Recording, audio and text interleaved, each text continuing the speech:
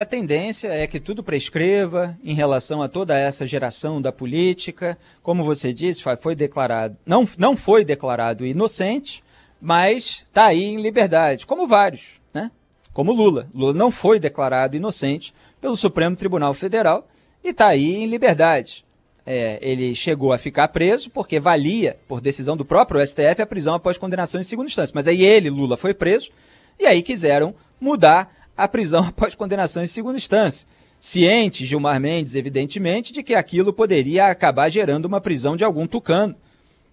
Se a prisão pudesse acontecer sem passar pelo crivo do Supremo Tribunal Federal, onde eles são muito mais complacentes com a sujeirada dos políticos.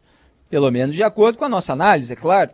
Então, depois que o departamento de propina da Odebrecht veio a público com a delação dos executivos, apontando ali os codinomes de tucanos também, depois que a Lava Jato chegou no Michel Temer, aí Gilmar Mendes mudou de posição sobre a prisão após condenação em segunda instância, ela caiu, Lula saiu da cadeia, e aí depois teve, evidentemente, a sua vida facilitada com o reenvio do processo 5 anos depois para a Justiça Federal de Brasília, lá onde está, aliás, o Marcos Bastos, que já aliviou para o chamado quadrilhão do MDB também, não é? Nós tivemos, olha só, o Marcos Bastos, não foi ele que aliviou? Foi Michel Temer, Eliseu Padilha, Moreira Franco, Henrique Eduardo Alves, próprio Cunha, Gedel Vieira Lima, o homem dos 51 milhões de reais no bunker em Salvador, e Rodrigo Rocha Loures, Coronel João Batista Lima, todo mundo ali estava ali acusado, implicado no chamado quadrilhão do MDB. Então, o Marcos Vinícius Reis Bastos, da Vara Federal de Brasília, a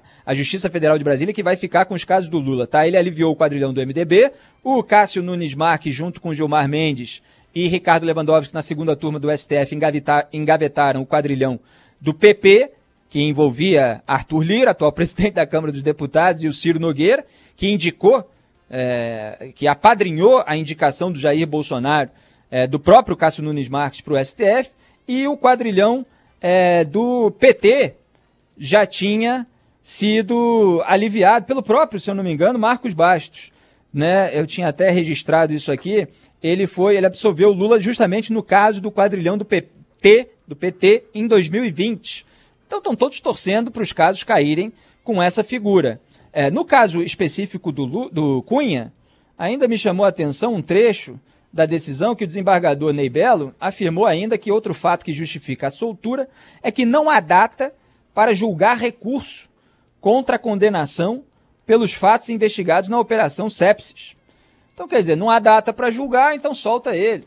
Quer dizer, tem toda uma lentidão processual no Brasil e aí o réu vai se beneficiando de toda essa lentidão processual que é usada pelo próprio desembargador para relaxar o seu regime.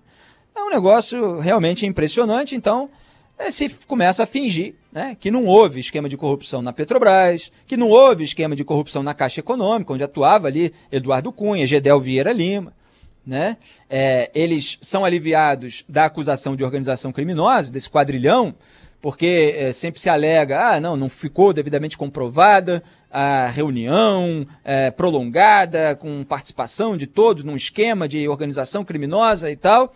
Então a gente pensa, então vamos ver os casos em que eles estão avulsos, individuais, sozinhos, né, os crimes dos quais eles foram acusados. Esses também os processos não andam, né? Eles têm toda a sujeira devidamente aliviada, o processo é encaminhado para um lado, aí diz que não pode. É encaminhado para o outro, aí outro tribunal diz que não pode. Fica jogando de lá para cá até prescrever.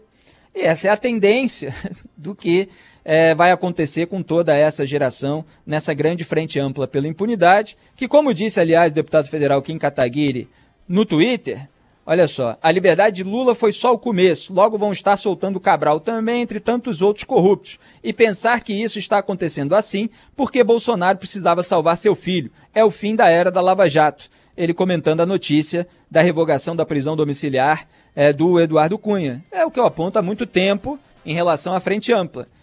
Veio à tona a sujeira nos gabinetes bolsonaristas passados, o Bolsonaro se juntou com todo mundo que queria se safar. E o resultado está aí aparecendo cada vez mais.